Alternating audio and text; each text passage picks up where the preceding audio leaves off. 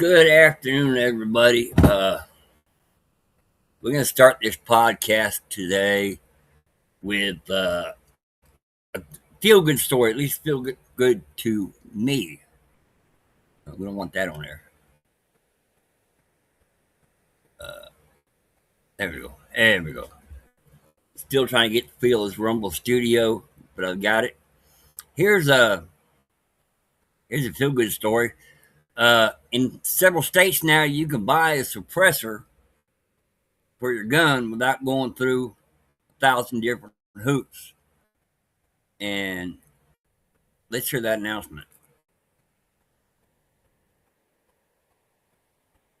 12:01 a.m., just a few short hours from now, a federal court injunction is set to take place. We sued the ATF and we won, and that means our customers win too. So here's what it all means. If you get a suppressor or an AOW from Silencer Shop in a state that doesn't have any state-level NFA regulations, you can skip the Form 4. Just fill out a 4473, go through the standard NICS background check, and you're good. You can take it home that day just like any other firearm. That means no Form 4, no registration, no ATF wait times. Super sick, super based, best day of my life. And this is the part that matters. You're getting that protection because you're getting it from Silencer Shop, and we're a plaintiff in the case. Court order covers Silencer Shop customers. So whether you get it from Silencer Shop or from a Powered by Silencer Shop dealer that got their inventory from us, you're good. There's 27 states that don't have any NFA compliance requirements at the state level. So you just do the normal 4473 and you're done. You could get a suppressor in like 5 minutes. But some states aren't quite as cool. There's 15 states that have a requirement for the Form 4 in their state laws. Now, we're fighting to get those changed, but in the meantime, Silencer Shop will take care of all the paperwork for you and make it as easy as possible, just like we always have. There's a full list of which states are included and which are still using the NFA process right down below. And one correction from last week's video, we mentioned that suppressors, SBRs, and SBSs were all included. And while short-barreled rifles and short-barreled shotguns were included in the court's orders, they still require the Form 4 in all 42 states where they're legal. Here's why. The Gun Control Act, or GCA, is separate from the National Firearms Act, or NFA. In the GCA, there's a requirement to get approval from the Attorney General to get short-barreled rifles and short-barreled shotguns. And right now, the Form 4 is the only form that gives you that approval.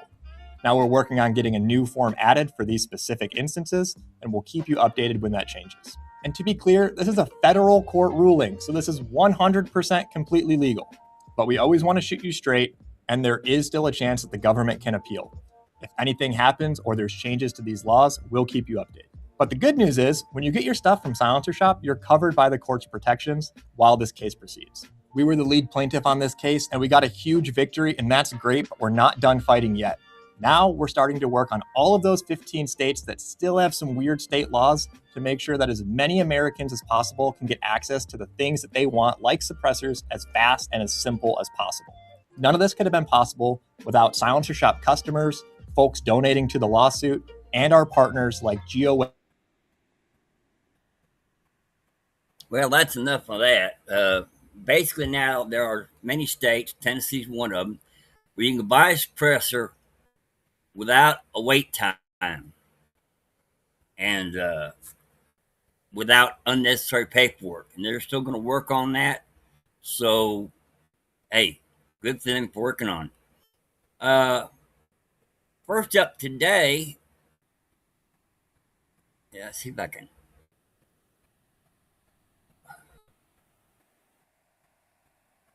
Let me make this bigger for you. The Navy denies reports of deteriorating mental health aboard the USS Abraham Lincoln. There are reports that a lot of sailors aboard the ship are complaining about conditions. They're complaining about shortages of food, and a couple of them wanted to jump off the ship. I have a little bit of insight in this because I was in the Navy. I was on board a ship. The ship was home ported in San Stefano, Italy. It was the USS Howard W. Gilmore. And I got a picture of that right there. That's the Gilmore right there that I was on. And we were in port 3 months out of the year, and then we went out to travel different places for 2 to 3 weeks every 3 months. Now, whether we were in port or whether we were at sea, there were always problems. USS Howard Beginner was an old ship. The septic gets clogged. These are fire hose to blow the clog out, and dirty water and crap go everywhere. So that bathroom would be closed. You have to go to another bathroom on the other end of the ship. The ship had over 800 people on it. So if the bathroom near where you worked or slept wasn't working, you'd have to truck all the way across the ship to the next bathroom, which was in the middle, and that was clogged. You had to go all the way to the other end of the ship to a bathroom that was in the back of the ship, aft the ship. Now, we had toilet paper shortages. I remember one toilet paper shortage we had. We were in port, but things happen. So, basically, they had people at the entrance to the heads, bathrooms, with a roll of toilet paper. If you were E1 to E3, you got one sheet. E4 to E6, you got 2 sheets. Above E6, you got 3. Officers had their own little thing going on. There was one instance in my 3 years I was there that we had a little bit of food poisoning because of some bad mayonnaise. And also, we were in port, like I said, 3 months out of the year. We went out every 3 months for about 2 weeks, 3 weeks, to visit Spain, Italy, Greece, wherever.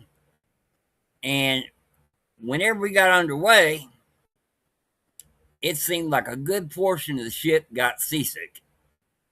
So there's people throwing up everywhere. And you just dealt with it. We were a subtender for nuclear powered submarines, so we had radioactive sources on board. If you got contaminated, either handling a radioactive material or a part, you had to scrub with a metal scrub brush, scrub off the whole top layer of skin. Had to do that twice. We had to be very careful with nuclear material, and sometimes it was a little mess to clean up. Shipboard life was great most of the time. Some of the time, especially when we got underway, because if you ain't been underway for a while, when you first get underway, things might not work as well as you would like them to. But we got through it. It was a sacrifice sometimes. We got through it. Now, this ship, show you again. I'm going to move that down here. Nope, that's not what I want. That's what I want. There we go. Move that over here. Make it a little bit bigger. And, but anyway, when we got underway, stacks would catch fire, engine room would flood, all kinds of things. And you had to deal with it. Now, the USS Abraham Lincoln is on an extended tour. That happens. And they're in a war zone, which I never had to deal with, but they are dealing with it. And I'm going to remove that right there. Move this over here so you can see me. The Navy's denying reports of low morale and deteriorating mental health, but they are on an extended cruise. And there may be shortages of this or that, but Navy ships have the ability to do a vert rep. Now, vert rep stands for vertical replenishment, which means a supply ship has to be brought in, and then the supplies, which are on a pallet, are helicoptered over to the ship. This takes time to plan, takes time to pull off, especially in a war zone. Our ship had vertical replenishments quite often, and never in a war zone. But long story short, the Department of War is addressing the problem, and they're going to get it the way they can. Just everybody needs to calm down. Who's not coming down is the liberal media.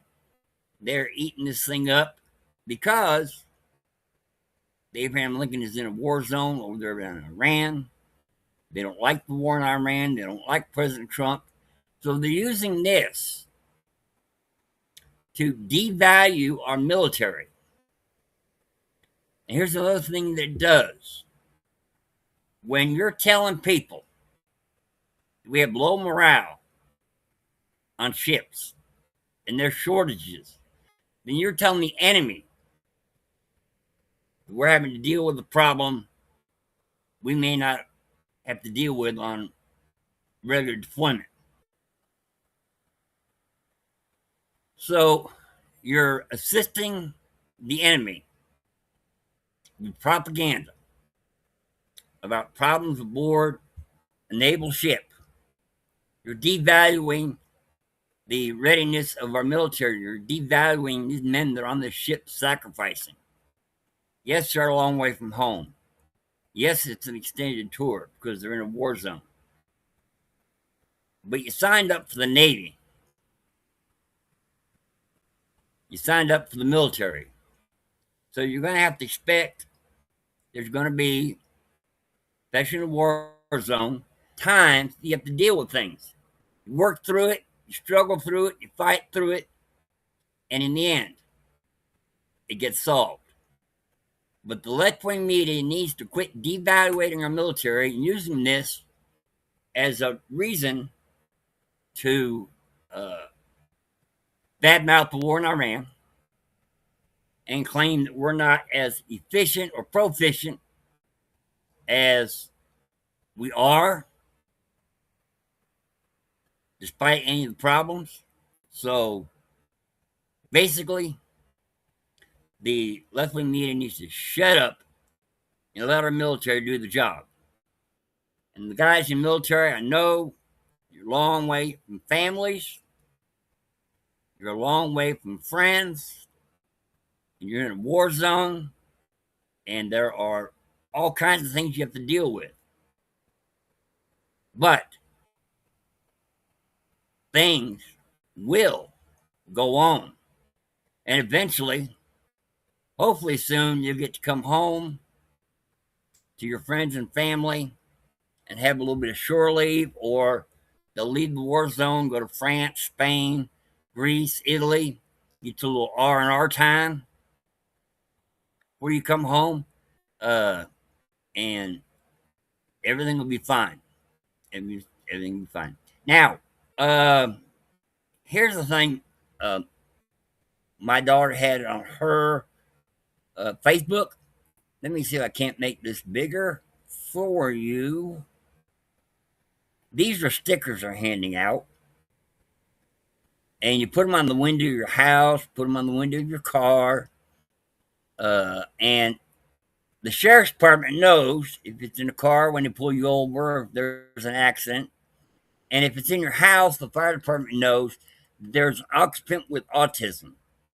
They could be non-communicative. They could be a little combative. But they know right up front there's somebody in the house with autism. And people with autism have to be handled differently. Now, I understand. Elon Musk is autistic. He's high functioning. He's the richest man in the world. I would have been considered autistic, but I'm pretty high functioning. I have 2 sons that are autistic, and I have a grandson is non-communicative, he's autistic. There are issues. There are things you got to deal with. But this little placard will help police and fire in an emergency know there's someone with special needs. This needs to go nationwide, across the country, to assist fire departments and police departments in having to deal with the difficult situation that they're in. Now, we're going to go to the Air Force One controversy. We talked about it yesterday. We're going to talk about it again today because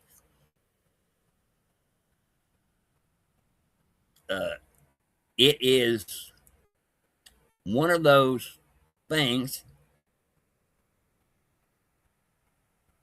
Let's look at this. Let me do this here. Get you. Trump. Other presidents have appreciated movies, but never used them as their frame of reference for the world or for their work as president. Other presidents have befriended some of our greatest cinematic artists, like Steven Spielberg and Spike Lee, but Donald Trump shows no capacity to admire anyone other than himself. Donald Trump is the only president in history who likes to talk about the way people look when he announces appointments to government positions in his cabinet or elsewhere in the government. You are guaranteed to hear the phrase central casting from Donald Trump when describing his very favorite choices for jobs. In the 1950s, when Donald Trump's juvenile brain was being permanently captured by movie imagery, central casting was often publicly referred to as the place to call to get an actor who really looked like a cowboy or looked like a cop or really looked like he could get through medical school and be a doctor. But I haven't actually heard anyone use the phrase central casting since I was a child. When we hear Donald Trump tell us that his choice for a government job looks like he came straight from central casting, Donald Trump is indicating just how long ago his intellectual development was arrested. All right. To Donald Trump, heroism is something defined by movies, not by real life. Okay. Here we go. I'm sorry about that. I pushed the wrong button. I'm still trying to learn the system. Let's add this now. And let's play this clip of this news anchor, and I use the term liberally, was bashing Trump. And let's see, it was an article about some of the cabinet having to stay behind during the recent Air Force One controversy. But he's going to basically badmouth Trump.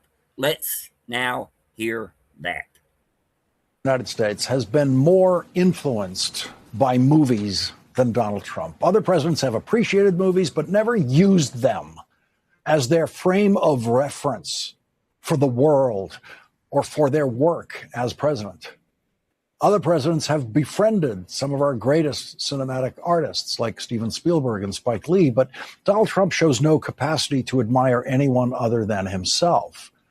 Donald Trump is the only president in history who likes to talk about the way people look when he announces appointments to government positions in his cabinet or elsewhere in the government. You are guaranteed to hear the phrase central casting from Donald Trump when describing his very favorite choices for jobs. In the 1950s, when Donald Trump's juvenile brain was being permanently captured by movie imagery, central casting was often publicly referred to as the place to call to get an actor who really looked like a cowboy or looked like a cop or really looked like he could get through medical school and be a doctor. But I haven't actually heard anyone use the phrase central casting since I was a child. When we hear Donald Trump tell us that his choice for a government job looks like he came straight from central casting, Donald Trump is indicating just how long ago his intellectual development was arrested. To Donald Trump, heroism is something defined by movies, not by real life. And so he thinks of heroism as nothing but movie tough guy heroism, a purely fake kind of invented heroism. That is why Donald Trump posts fake images of himself like this. No president has ever done more than Donald Trump to reveal himself to be a deeply cowardly man. And no president other than Donald Trump would ever dream of trying to create a courageous image of himself by turning himself into a fake movie character and publishing a deeply perverse photograph like that one that we just showed you. And so it is uniquely Donald Trump among American presidents who wants to be judged on his personal bravery. And all right, that was an article.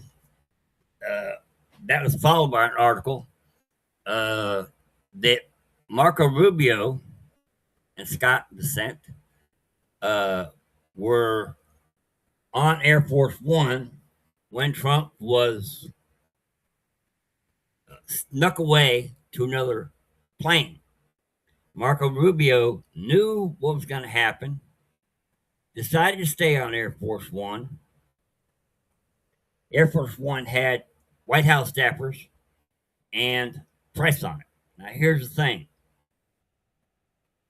White House staffers love to go on a trip on Air Force One. It gives them access to the president. They get to see the world. I mean, hey, that's one of the perks of the job. But they don't have to go on Air Force One. And the press definitely doesn't have to go on Air Force One. The press follows the president everywhere, even on Air Force One. They want to get a chance to ask questions, make comments, whatever it is. They could have arranged their own transportation from Turkey to England, but they did not. They decided to ride to London on Air Force One, which was escorted by fighter jets, American fighter jets, and it has some defense mechanisms, which we can't talk about, they won't talk about it, on the plane. This was simply Secret Service and military trying to protect the president in a time of need. Now, this thing about Donald Trump being a coward, I pulled this up off the internet. There we go. Oh, nope, that's not the one I wanted. That's not what I wanted. That's not what I wanted. Close, but not quite. Okay, here's the one I wanted. There's Donald Trump after they tried to assassinate him. He didn't want to leave the stage. He wanted to continue his speech, even though he was shot in the ear and almost assassinated. The Secret Service had to try hard to get him off the stage and back into the back where they could better protect him and get him some medical attention for his ear where a bullet grazed it. During the White House Correspondents' Dinner, people asked, why did J.D. Vance get removed first? Because Trump didn't want to go. He wanted to continue his speech despite the gunshots and the chaos. Donald Trump is not a coward. Donald Trump's not afraid of anything. But here's what Donald Trump does say, and it's the same picture. Our country needs a savior right now, and that's not me. That's somebody much higher than me. That's Jesus Christ. Does that sound like someone who's obsessed with himself? Does that sound like someone who has to have everything revolve around him? No, that's a leader. That's the president. And the liberal media needs to stop trying to bash Trump and members of the Trump administration and the liberal media need to start bashing those who are actually causing problems in our country. And speaking of that, well, we got this. Let me make. Oh no, that's not what I wanted. Well, I can. I can do this one. Yeah, I can do this one. Mandami over in New York. New York Post is reporting that Manhattan rents are at an all-time high of $6,655 a month amid Mandami's rent freeze and P-Day tariff tax threat. Now, I don't know about you. I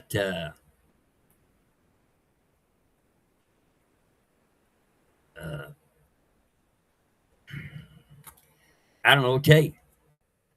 Mandami promised lower rents. He promised a rent freeze. But now in New York, a basic apartment, not nothing fancy, $6,600 a month. Put that in contrast. I live in Middle Tennessee. I have a nice 3-bedroom, 2-bath trailer. I pay $650 a month. The average rent where I live is around $1,200 to $1,500 a month. Mandami's attempt to lower rent, to freeze rent, has failed. Just like his grocery stores are going to fail. And we're all going to have to deal with the fallout. New York's going to deal with the fallout. All I can say is a lot of people in New York move in Tennessee, and there's a reason behind that. And the number one reason is Mandami. That's it. That's the reason. They're moving to Tennessee, Texas, and Florida, where taxes are lower. You don't have to deal with a fool like Mandami. Next, I want to bring this up. This is in the New York Post, which, well, it's the New York Post.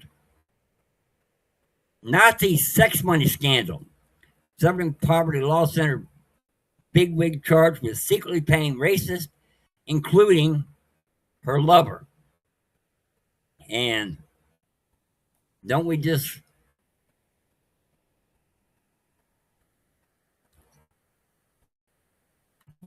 nothing happens crowd? Okay. Got a video on it. Let me click on this.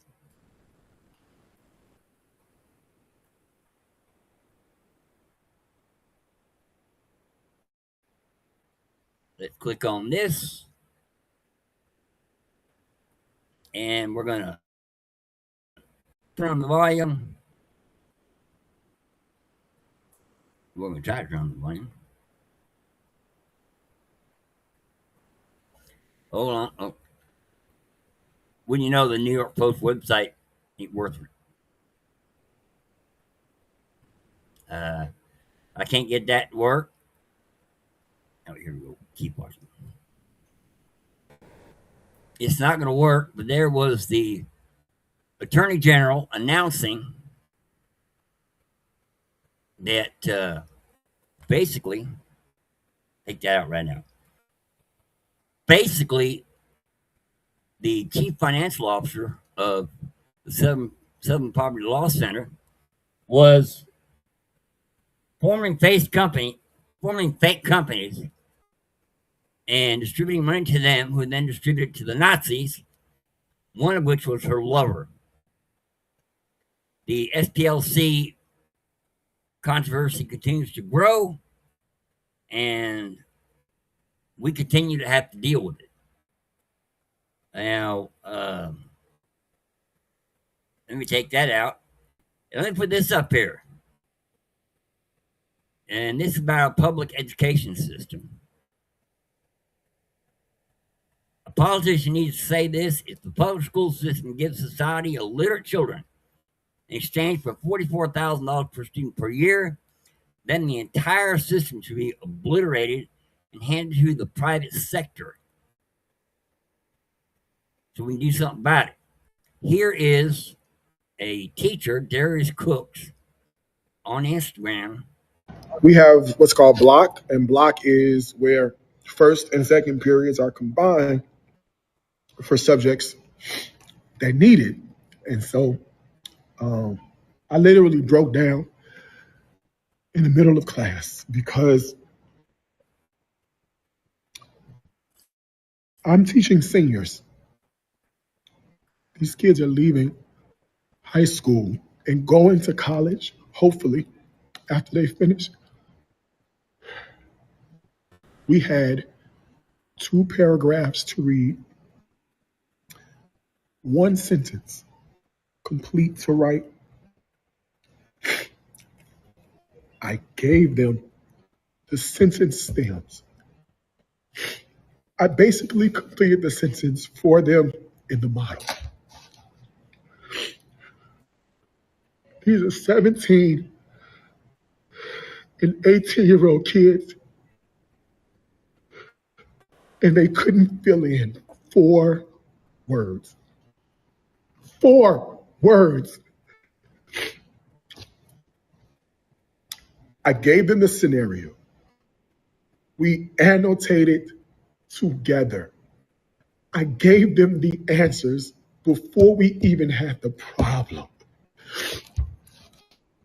And they couldn't do it. I don't know. All right. That's the teacher telling us that 11th and 12th graders are illiterate. They can't read. They can't write. They're not fully educated. Our educational system is broken. Donald Trump wants to do away with the Department of Education. Reason being, since we formed the Department of Education to try to reform education across the country, things have gotten worse. We're throwing good money after bad. And here's the problem. Education is not about reading. To the people in charge, education is not about reading, writing, and arithmetic, and geometry, and geology, and biology, history, civics. It's about the left-wing liberal agenda. Indoctrinating our kids with their left-wing ideology. We need to get back to the basics of education. We need to start each day with the Pledge of Allegiance to the flag. Can't pledge allegiance to the flag, get out of my country. All right? And we need to concentrate on math, including pre-algebra. I think when you get up to about 7th grade, pre-algebra ought to be a requirement. I never learned it, but I wish I had. Why? Algebra teaches you how to address problems and solve them. The educational system we have today is teaching children how to memorize the answers on the standardized test. They don't teach critical thinking. They don't teach you how to solve a problem. They don't teach you the basic skills you need, writing and math. So when you graduate, you know how to fill out a job application. You know how to fill out a loan application for a car, lease agreement for a house, how to budget your money, how to live within your means. And you don't know the basic government structure of the United States. Why we have 3 branches of government. Why we do what we do. But you know that you can be 20 different genders. And teaching biology is real simple. You follow science. 2 genders, male, female. That's it. Now, if male wants to be a female, female wants to be a male, that's their choice. That's their choice. We should not be encouraging such behavior. And especially not keeping it from the parents. This, I think, is one of the fundamental mistakes of our educational system. Back when I was going to school, which I graduated high school in 1977. Yes, I am officially old. We had the PTA, Parents Teachers Association, where parents got with the teachers and they talked about what was being taught in the classes, what the school needed, how the parents could help the school educate their children. In all my 12 years of school, my school supplies was real simple. One big notebook, 5 little notebooks, pens and pencils, and an eraser, which I used a lot. Now later on, you have to get some, maybe some other things, a few things here and there, glue, whatever. But we didn't have a school supplies list, which included hand sanitizer, toilet paper, whatever's on the list. It gets astronomical what they put on this list with the schools. The school provided what you needed. If the school couldn't provide it, the PTA raised the money to provide it. Okay? You didn't have a list of 100 items that a kid needed to start school. We had one big notebook, 5 small notebooks, and that was in junior high and high school. Before then, all I had was one big notebook. Pencils, pens, and erasers. That simple. The school provided everything else that you might need. Our books, school provided. They were old. They'd been used for years. And we used to take paper bags from the grocery store, make our book covers. I had a great education. I wish I was taking advantage of it more. But I didn't. Another thing with the educational system, when I was in junior high and high school, if you were a cheerleader, the school provided you with a uniform. Either the school or the alumni association. If you were a football player, they made sure you had your helmet, your pads, your uniform, shoes, everything you needed to play football. Basketball, they made sure you had everything you needed to play basketball. All that was provided by the school or the alumni association. Now, parents have to pay hundreds of dollars for uniforms and shoes. People talk about, I have to live paycheck to paycheck. Well, if you got kids, I can understand why. School supplies, we had a lunchbox with a thermos. We took our lunch. Or you could buy lunch. It was 35 cents plus 3 cents for milk. And if you were going to play a sport or be a cheerleader, the school and the alumni association paid for everything. If you were in the band, they paid for your uniform. Had to buy your own instrument. But there's places you get used instruments you have to buy new. Parents today are living paycheck to paycheck because the schools and the alumni associations are not doing their job, so parents have to finance their child's education. If parents are going to have to finance their child's education in school by funding these extracurricular activities, then we should pass school choice and have school vouchers. So a parent, if they're going to have to pay, at least get the kid into a good school. Personally, if I had kids today, I would find a way to homeschool them.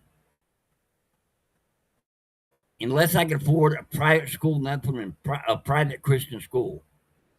The public school system has failed and continues to fail, and parents are footing the bill for an education where a child graduates and they can't read and write.